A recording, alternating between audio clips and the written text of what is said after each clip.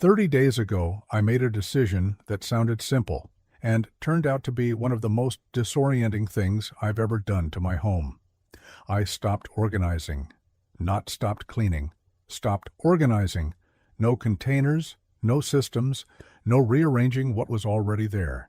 Instead, I followed 20 Japanese rules for 30 consecutive days. What happened didn't feel like organization. It felt like my home gradually stopped requiring management. These are all 20. Stay until Rule 1, because it's the one that makes every other rule on this list actually work. 20. The Return Velocity Rule. Modori no Hayasa. On day 1, I established a rule that sounds mechanical and produced results that felt almost philosophical. Modori no Hayasa. Return velocity. The rule is simple. The time between finishing using something and returning it to its home cannot exceed the time it took to retrieve it. If getting the scissors from the drawer took 10 seconds, returning the scissors to the drawer must happen within 10 seconds of finishing with them. Not when you're tidying, not at the end of the day, when you finish. Western home culture operates on a different timing. You finish using something and place it nearby because nearby requires less energy than away. The scissors go on the counter, the book goes on the armrest, the bag goes on the chair. And nearby is where things stay, not because anyone decided they should live there, but because returning them requires overcoming the inertia of later. Return velocity eliminates later as an option by collapsing the window in which it can occur. If the scissors took 10 seconds to retrieve, you have 10 seconds right now to return them. That 10 seconds is available. Later is a decision deferred. 10 seconds is action taken. What this produced over 30 days, surfaces stopped accumulating. Not because I tidied more, because I never put things down without returning them. The accumulation cycle never began. The rule is harder than it sounds for the first week. The instinct to defer is deep and automatic. By week 3, the return happened before the thought to defer even fully formed. By day 30, my home didn't need to be tidied. It had simply never been untidied. 19. The Friction Audit, Masatsu no Kensa. On day 2, I walked through my home looking for nothing except friction. Masatsu no Kensa, the friction audit. A deliberate inventory of every moment in daily life where the environment resists rather than supports what you're doing. Not big problems, not obvious clutter. The specific, small daily resistances that have been normalized into invisibility. The cabinet that requires removing one thing to reach another. The drawer that sticks slightly. The lamp that has to be moved to access the outlet behind it. The step over something on the floor that happens automatically now. Each friction point is invisible because familiarity has absorbed it. The hand knows to angle the drawer. The body knows to step around the bag. The friction itself is no longer registered. It's just part of how things work. The audit makes friction visible again by intentionally looking for it. I found 11 friction points in my home that day. Each had been there long enough that I had developed an automatic workaround, rather than addressing the friction itself. Addressing 11 friction points took 2 hours. Removing the lamp from in front of the outlet it was blocking. Relocating the item I moved every time I needed what was behind it. Fixing the drawer that stuck. Removing the bag from the floor, I stepped around. 2 hours. 11 permanent improvements to the daily experience of living in my home. The friction audit produces the highest return on time investment of any home practice I found. Because the frictions it resolves were costing time every single day, indefinitely, until someone looked for them. 18. The proximity calibration, Chikasa no Chosei. Where things live in your home should be determined by one factor above all others: how often you need them. Chikasa no Chosei, proximity calibration. The system of assigning storage location based on use frequency rather than category, convenience of initial placement or available space. Daily use items live at arm's reach, eye level, zero friction access. Weekly use items require one step or one motion to reach. Monthly use items require deliberate effort. Items used seasonally or rarely are stored away from primary living areas entirely. Most Western homes aren't organized this way. Things live where they ended up when first brought home, adjusted occasionally when reorganization happens, and otherwise kept where familiarity has placed them, regardless of whether that placement makes daily life easier or harder. I audited my home on day 3 using only one question per object. How often do I actually reach for this? What I found, my prime real estate, eye level, arm's reach, in the most accessed areas, was occupied by objects I used monthly or less. Meanwhile, things I reached for daily required extra motions, opening a second cabinet, moving something else. The reorganization wasn't about acquiring better storage. It was about reassigning existing storage to match actual use patterns. The daily objects moved forward. The rarely used objects moved back. The seasonal objects left primary storage entirely. What changed? Friction disappeared from the moments I interacted with my home most. The morning kitchen routine, the desk setup for work, the before-bed sequence, all of them became faster and calmer because the things needed were exactly where the hand reached. Proximity calibration doesn't require any new purchases. It requires honesty about the difference between where things are and where they should be. 17. The category ceiling, mono no yogan. Every category of object in a home should have a defined maximum, mono no yogan, the object ceiling. Not as a philosophical position, but as a structural one. The number of any given type of object your home contains is not infinite. It is bounded by a specific, deliberately chosen number that represents actual need rather than accumulated acquisition. Japanese home culture typically defines ceilings through storage capacity. The drawer holds what it holds. When it's full, something leaves before something enters. The container defines the maximum. But the ceiling can also be defined consciously before storage becomes the constraint. On day 4, I went through every category in my home and set a ceiling for each. Towels, 4 per person. Pens, 6 total. Books currently being read, 3. Charging cables, 1 per device owned. The ceilings weren't chosen to be minimal. They were chosen to represent what I could honestly see myself using, not what I might theoretically need, not what I had, what I actually used. What happens when you set ceilings? Acquisition behavior changes permanently. You don't stop buying new things. You start buying them with an immediate awareness that something already owned must leave to make room. The new item must justify not just its own presence, but the departure of whatever it displaces. Most impulse purchases don't survive this calculation. Because when the true cost is visibility, not just money, but the direct displacement of something else, the transaction becomes honest.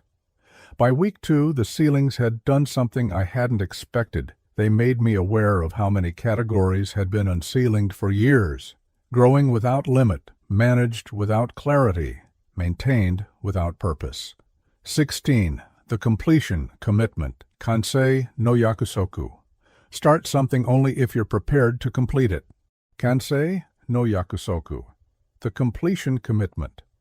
The rule that prevents the category of half-finished task that, in most Western homes, accumulates invisibly until the weight of incomplete things creates a pressure that's felt but rarely identified.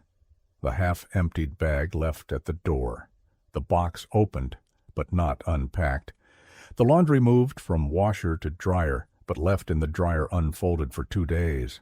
The dish soaking in the sink that's been soaking long enough that the original justification for soaking has been forgotten. Each of these is a task started but not completed, and each one occupies a specific category of mental real estate that Japanese psychology identifies as mikanse no futan, the burden of incompleteness. Incomplete tasks don't disappear from awareness. They register at a low level every time they're encountered as a small obligation not yet met. Individually, each is nearly nothing. Collectively, across all the half-started things in a home, they produce the vague sense of being behind that characterizes so many Western relationships with domestic space. The completion commitment doesn't require perfection or constant urgency. It requires a simple standard. Don't begin something you're not prepared to finish in the same session.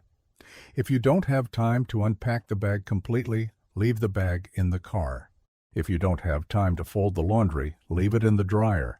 Don't start the task unless you're starting the complete task. What this eliminated in my home, the permanent landscape of things in progress, which turned out to be more of my home's visual environment than I had realized. And its absence produced a spaciousness that had nothing to do with decluttering. 15. The designated rest point, Yasumu Basho. Every object in your home needs a home. But some objects need a designated rest point, a place that is explicitly not their permanent home, but serves as a clearly defined transitional space. Yasumu Basho, the resting place. The Japanese acknowledgement that objects in a home are sometimes genuinely in transition. The coat worn today that will be worn again tomorrow. The book actively being read that moves between rooms. The item needed tomorrow that should be positioned for easy retrieval. These objects exist in every functional home. The failure isn't having them. The failure is not designating where they transition. Without designated rest points, transitional objects land wherever they land. On chairs, counters, floors, wherever the hand released them. They accumulate with objects that have no home at all and objects that belong elsewhere but haven't been returned. The transitional and the abandoned become indistinguishable. I created 3 designated rest points in my home on day 5. A hook for the coat in daily rotation, a small tray on my desk for items actively in use, a shelf near the entry for tomorrow's items. These points have 2 rules. They are small enough to be fully used by a genuine transitional object. The hook holds 1 coat, not 6, and anything occupying them for more than 48 hours is no longer transitional. It's deferred. The distinction between this is here because I'm actively using it, and this is here because I haven't dealt with it, became visible and enforceable. Transitional clutter stopped accumulating because its legitimate version had a clear home. And when the rest points filled up, I could see immediately that something had shifted from transitional to deferred, which required a different response than simply placing something temporarily. 14. The evening intention, Yoru no Ishi. The evening doesn't begin when you sit down to rest. It begins with a decision. Yoru no Ishi, the evening intention, a deliberate brief moment of choosing what the evening is for, and what the home needs to support that. The transition from active day to restorative evening in Japanese home culture is not accidental. It's marked. The lighting changes, the shoes come off, the pace alters. The space shifts from the environment of production to the environment of recovery. The evening intention makes this transition conscious by answering 2 questions before the evening begins. What do I need from tonight? And what does the home need to look like when tomorrow starts? The first question determines what the evening serves: rest, connection, creative work, preparation. Each has different requirements from the home environment. The second question determines what the home needs before sleep. Not what should I clean, what does the home need to look like at 7 a.m. so tomorrow begins well. On day 6, I began answering both questions every evening before sitting down. The second answer changed my behavior most, because when I knew concretely what the home needed to look like tomorrow morning, the The actions required to produce that state were obvious, and they were almost always small. 5 minutes, not a cleaning session, a return to a specific baseline. The evening intention collapsed the mental distance between the home needs attention and these specific 3 things need to happen. Vague awareness becomes precise action, and precise action is far easier to take than the vague, heavy sense that the home needs work. 13. The ritual reset. Gire, no reset. There are moments in every day when the home's state is most important and most manageable. Gire, no reset. The ritual reset. The identification and consistent practice of 2 daily resets, one in the morning, one before sleep. Not cleaning sessions. Ritual returns to baseline. The morning reset is brief and specific. Before the day begins in earnest, before the first external demand arrives, 5 minutes of returning the home to the state it should be in for the day. Not every surface. The key ones, the kitchen counter, the desk, the entryway, the spaces where the day will begin and where accumulation from yesterday shouldn't compound into today. The evening reset is equally brief and specific. Before sleep, not when tired beyond function, not as the last thought of the day, but as a deliberate penultimate act, 5 minutes of returning the home to the state it should be in when tomorrow starts. The 2 resets together take 10 minutes. They are not contingent on the home being in any particular state. They happen regardless, because their function is to prevent drift, not correct accumulated disorder. On day 7, I established the exact sequence of each reset, not a variable cleanup a bit, but a specific, repeatable, short sequence that takes the same amount of time whether or not I feel like doing it. Morning, counter, desk, entryway, 4 minutes. Evening, surfaces returned, items to their homes, tomorrow's items positioned, 6 minutes, 10 minutes per day. The home never accumulated enough disorder to require more. 12. The threshold evaluation. Shiki no handen. Everything that enters your home passes through a threshold. Shiki no handen. Threshold evaluation. The moment an object crosses from outside to inside is the moment of lowest resistance to the honest question, does this belong in my home? Not does it fit. Not is it useful in theory. Does it belong, specifically, in the life I'm actually living, in the home I'm actually maintaining, alongside the objects I've already decided deserve to be there? In Western homes, the threshold is permeable. Things enter because they were purchased, received, brought in without examination.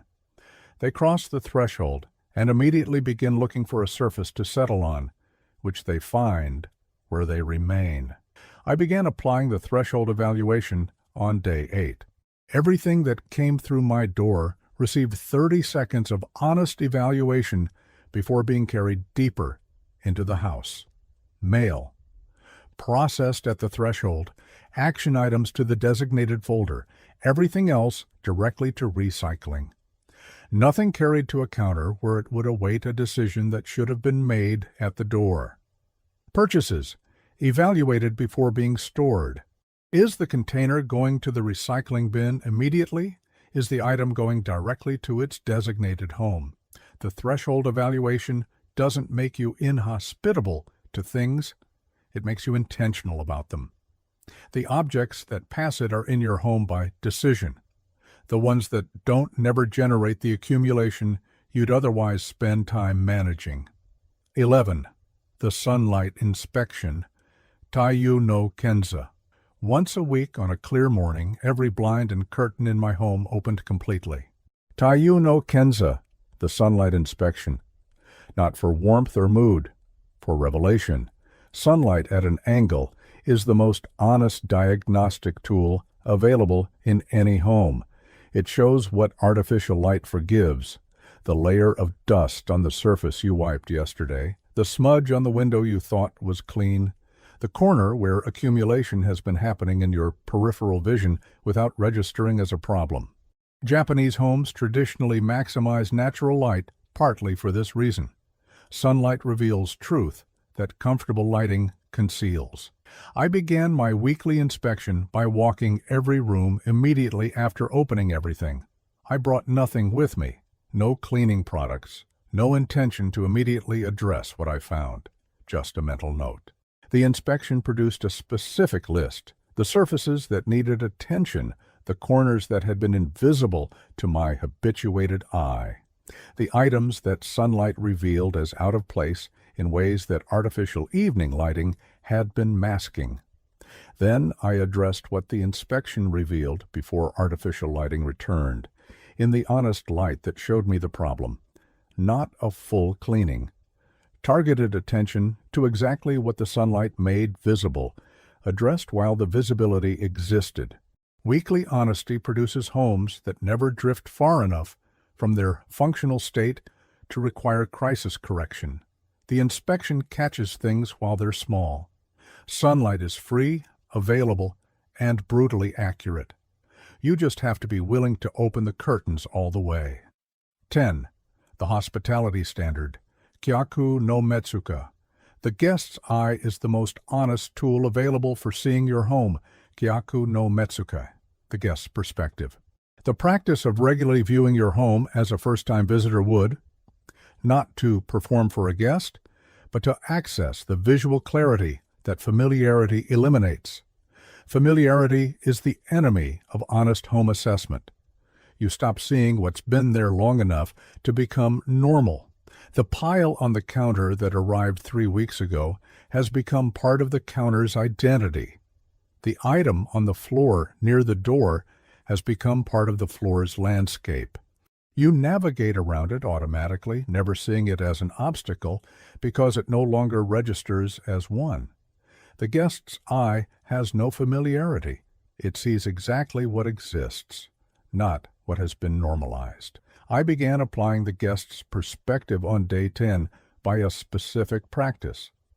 Entering each room as if for the first time, standing in the doorway, and looking at the room for 5 seconds before allowing familiarity to reassert itself.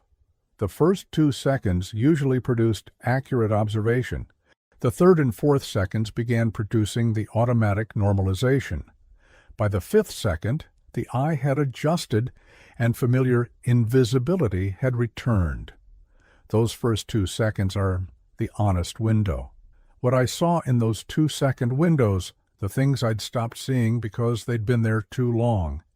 Objects without purpose, surfaces with accumulation, arrangements that made no logical sense and existed only because that's how they'd always been.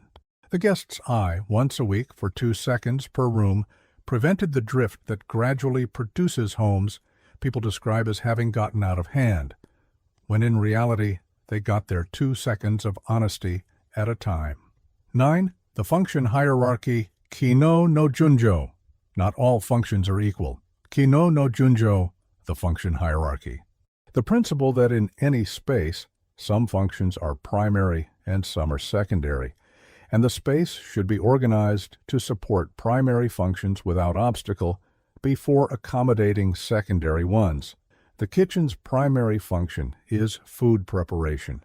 Everything in the kitchen should either support food preparation directly or justify its presence through a function important enough to remain, despite the space it costs the primary function. The bedroom's primary function is sleep and the transitions around it. Everything in the bedroom either supports sleep and the sleep transitions, or it has chosen the wrong room. This sounds obvious until you audit an actual Western home against it. What you find, primary functions are consistently compromised by secondary ones. The kitchen counter used for preparation is also housing the mail, the charging station, the decorative objects, and overflow from other rooms. The bedroom that should support sleep contains the desk, the exercise equipment, the laundry sorting, and general overflow that didn't find a better home. On day 11, I identified the primary function of every room in my home, and audited how well the room's contents supported that function versus competed with it. Items competing with primary functions were relocated, released, or given dedicated secondary spaces that didn't compromise primary ones. The home's rooms became what they were supposed to be, not because the secondary functions disappeared, because they were given honest homes that didn't require primary spaces to absorb their overflow. 8. The System over Willpower Principle. Shisutemu, no Yui. Willpower is not a reliable home maintenance strategy. Shistemu no Yui, the superiority of systems. The recognition that the consistent maintenance of any home depends not on the discipline of the people in it, but on whether the systems of the home make order easier than disorder. Western home organization advice consistently appeals to motivation. Clean more, maintain better, be more disciplined. The underlying assumption is that a clean home belongs to a disciplined person and a chaotic one belongs to a lazy one. Japanese home culture makes a different assumption that human beings, under conditions of fatigue, distraction, and competing demands, will always take the path of least resistance, and therefore the path of least resistance should lead to order, not away from it. When the trash bin is positioned exactly where trash is generated, the trash goes in the bin without requiring any decision. When shoes have an obvious, attractive, immediately accessible home at the entry, they go to that home without requiring the override of the tendency to drop them wherever. When systems are designed around actual behavior rather than aspirational behavior, order happens automatically, not because the people involved became better, but because the environment makes order the natural outcome. On day 12, I stopped asking, "Why don't I maintain this better?" and started asking, what would have to be true about this system for it to maintain itself? Every question produced an answer. Every answer produced a small change. Every change reduced the friction of maintenance by a measurable amount. By day 30, I wasn't maintaining my home through willpower. I was living in a home designed to be maintained without it. 7. The environmental dialogue, Kankyu no Kaiwa. Your home is communicating with you constantly. Most people have learned not to listen, Kankyu no Kaiwa, the environmental dialogue. The practice of treating the state of your home not as something to be managed or corrected, but as information to be read, a surface that accumulates despite daily clearing, is communicating that the objects landing there don't have adequate homes nearby. Not that you need to clear the surface more vigilantly, that you need to create homes for the objects that keep arriving. A drawer that's always disorganized despite repeated reorganization is communicating that the objects living in it belong to 2 or 3 different categories that should be separated. Not that you need better organization products, that the logic of the drawer is wrong. A room that always feels chaotic regardless of how recently it was tidied is communicating something about the volume of objects it contains, the use patterns of the people in it, or the relationship between the objects present and the activities that happen there. I began treating every pattern of disorder in my home as a message rather than a failure on day 13. Instead of correcting the surface again, I asked, what are these objects telling me about where they actually need to live? Instead of reorganizing the drawer again, I asked, what is this drawer's actual use pattern, and does its organization reflect that? The questions produced answers, and the answers produced changes to the underlying system rather than repeated corrections to symptoms that would return because their cause remained. Listening to your environment is how you stop cleaning and start solving. 6. The material consideration, Sozai no Sentaku. What things are made of matters more than most home culture acknowledges. Sozai no Sentaku, material selection. The Japanese practice of choosing objects not only for their function and appearance, but for the quality of their material, specifically for how that material will age, how it will interact with the home environment, and what its presence communicates over years of use. Natural materials, wood, ceramic, cotton, linen age in ways that produce warmth rather than degradation. A wooden surface develops patina. A ceramic bowl acquires the honest marks of use. A linen cloth becomes softer. The material's aging is part of its beauty, not evidence of its failure. Synthetic materials age differently. Plastic yellows and scratches in ways that read as degradation. Cheap fabric pills and fades in ways that communicate neglect. Particle board swells and delaminates. The aging of low-quality synthetic materials is a continuous, visible reminder that the object is failing. This matters for home maintenance because objects that age beautifully don't require replacement or management in the same way objects that age badly do. The wooden cutting board maintained with occasional oil outlasts and outperforms the plastic one. The ceramic bowl used daily acquires a history that makes it more, not less, valuable to its owner. On day 14, I began applying one question to every object I considered acquiring. How will this look and feel in 5 years of daily use? The question eliminated a specific category of purchase immediately: the attractive, inexpensive, synthetic object that would look worse within 2 years than it did in the store. These objects aren't economical. They're temporarily inexpensive and permanently costly, in replacement, in waste, and in the daily visual experience of living with something that's visibly failing. 5. The negative space protection. May. No memory. Empty space is not space waiting to be filled. Ma no memori. The protection of emptiness. The active, deliberate preservation of unoccupied space as a feature of the home rather than a deficiency to be corrected. Western aesthetic culture treats empty space as potential unrealized. An empty shelf is a shelf that needs something. An empty corner is a corner waiting for a plant or a chair. A clear surface is a surface between its current state and its intended one, which involves objects. Japanese aesthetic culture treats empty space as present and intentional. Ma, the space between things, is not nothing. It is the visual rest that makes occupied space visible. It is the breathing room that prevents visual overload. It is the condition under which individual objects can be seen rather than processed as undifferentiated mass. I began actively protecting empty space on day 15 by establishing one rule. Identified empty spaces are not available for object placement without the explicit decision to place something there. This requires constant, gentle resistance to the accumulation instinct. The instinct that responds to empty space with the immediate low-level desire to put something in it. The empty shelf doesn't need a book. It is serving a function by being empty. The clear counter isn't awaiting objects. It is producing the visual calm that makes the kitchen feel spacious.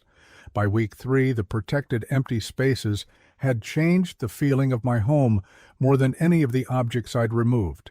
Because the emptiness created the visual backdrop against which the objects that remained became visible, meaningful, and chosen. You cannot have intentional objects in an overcrowded home. The emptiness is what makes intention visible. 4. The long-term relationship audit. Naganen no kankei. Every object in your home has been with you for a specific amount of time, and the length of that relationship tells you something. Naganen no kankei, the long-term relationship audit. A seasonal review of every object in the home through the specific lens of time. How long has this been here? And has the relationship changed?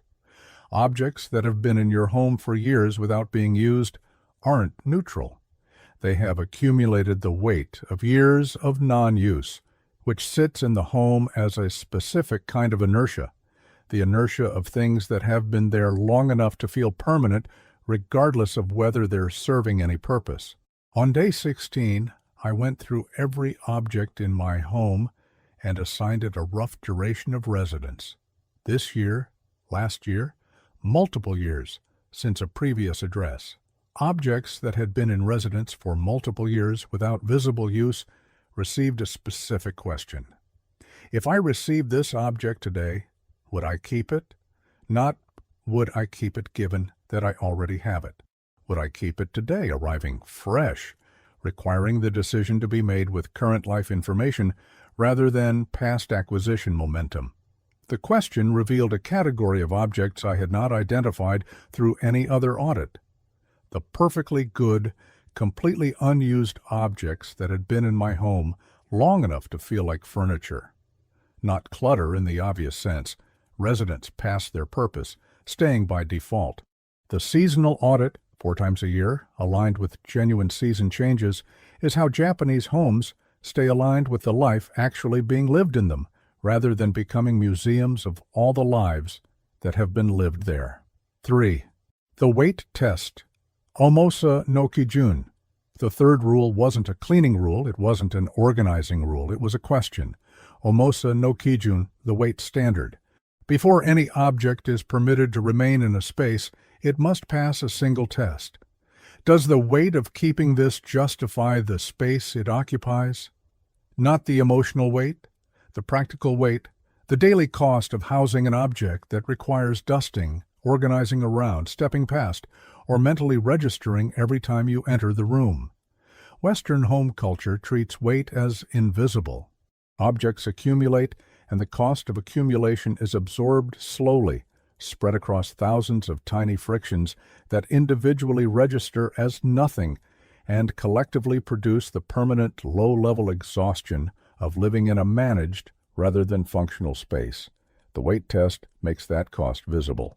I walked through my home on day 17, holding each object for 10 seconds. Not to feel whether it sparked joy, to honestly calculate whether what it cost me to keep it was justified by what it returned. The coffee table book I never opened. The cost was space, dusting, and the mild guilt of an unread purchase. The return was aesthetic. The weight didn't balance.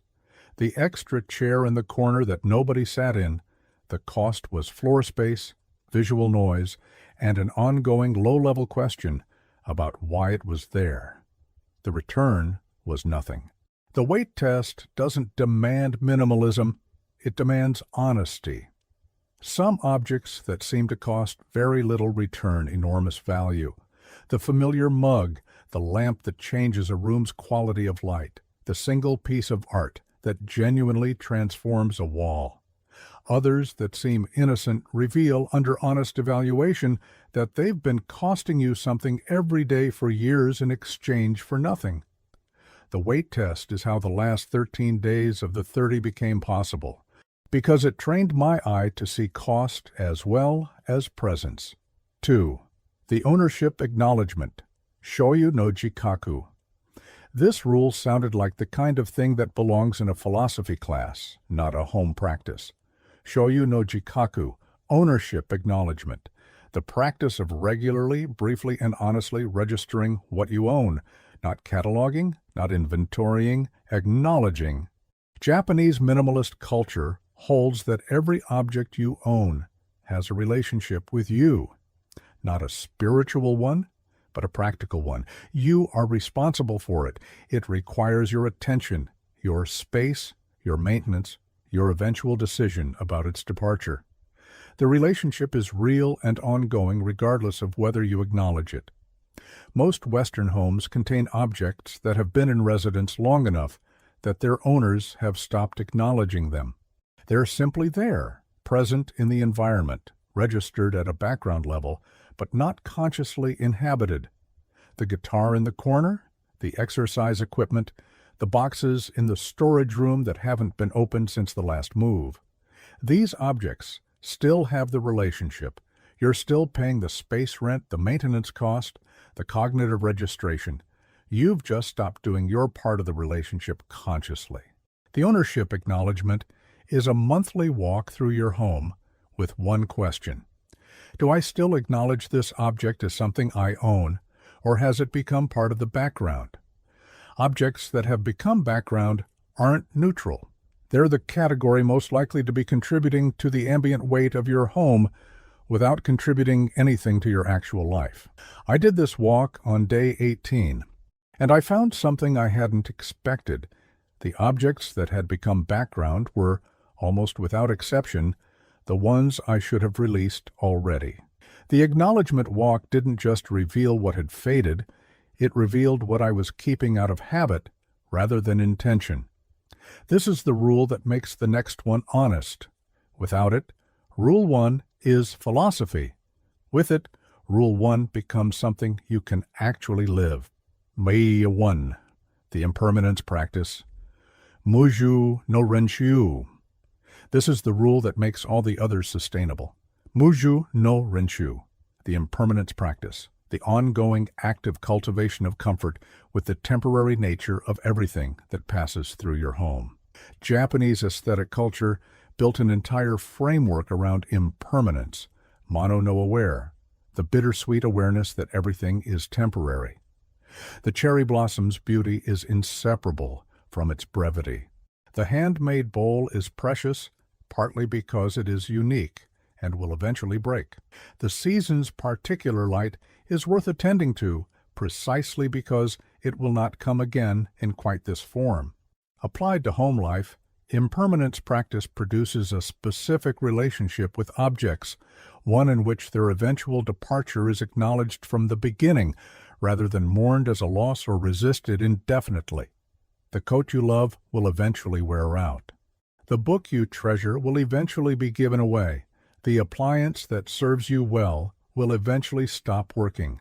Every object's relationship with you has a natural end, and that end is not a failure of the object or a loss to you, but the completion of a relationship that served while it served.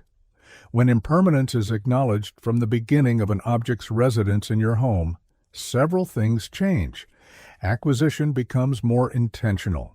You consider the full arc of ownership, not just the pleasure of having something, but the responsibility of maintaining it, the eventual work of releasing it, and whether that complete arc is worth entering. Maintenance becomes more respectful. The things you own are there temporarily, contributing to your life while they can. They deserve proper care during their residence, and release becomes natural rather than difficult. The object that has served its purpose can be thanked and released without the grief of permanent loss, because its impermanence was always part of the relationship. After 30 days, this was the rule that had changed the texture of my relationship with my home most completely. Not because it produced visible results, it didn't, at least not directly, but because it changed how I understood everything else. The home was no longer a container for permanent possessions to be managed indefinitely.